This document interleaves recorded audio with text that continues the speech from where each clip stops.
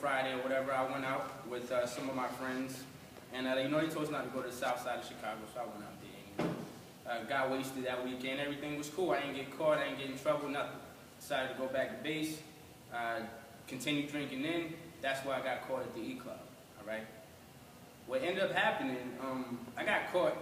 My little system I used probably wasn't the best decision ever. But my boy would buy the drinks. He would hand them to me under the stall. I would drink them, boom, come out. Well, ended up we got caught that way. I had to submit my ID to the security guy. And, he called the Great Lakes Police Department. They gave me a breathalyzer. He took me back to the ship. I got in trouble. About a week later, I found myself under scrutiny. And, it's kind of funny because initially you think, all right, it's not me, it's not me, until you find yourself on the chopping block, and then here you are getting NJP.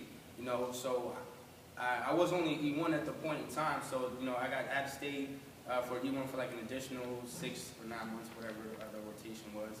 And, I got 45 days of restriction, and they took $646 out of my paycheck, That's, no matter which way you slice that pie, $700 no bueno to lose, My second ARI was in March of 2010, and that was for a public intoxication. For that, I had to do 20 hours of EMI, and I had to go to XOI for that.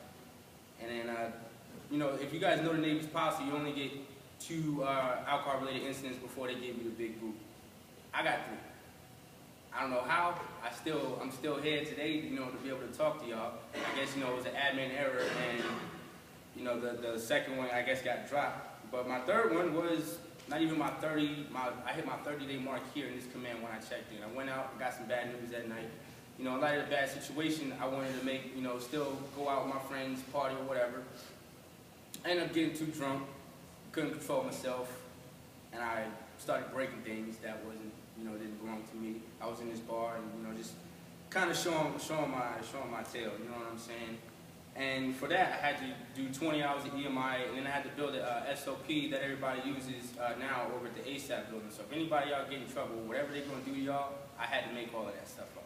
You know what I'm saying? Sit there with the instructions, underline, highlight, and all that.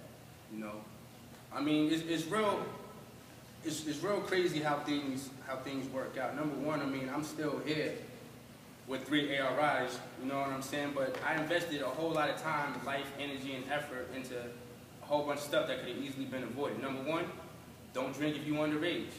If you do drink and you're of age, drink responsibly. Both of those I failed miserably at. One of the incidents, I had already made 3rd class, but it could have affected me picking up my rank.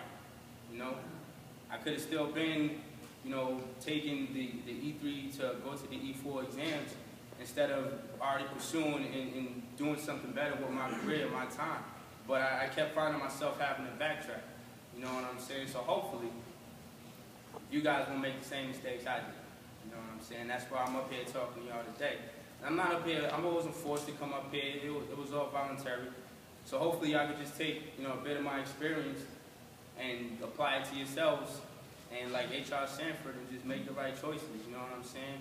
And be able to progress in your naval career minus all the BS. Thank you for your time.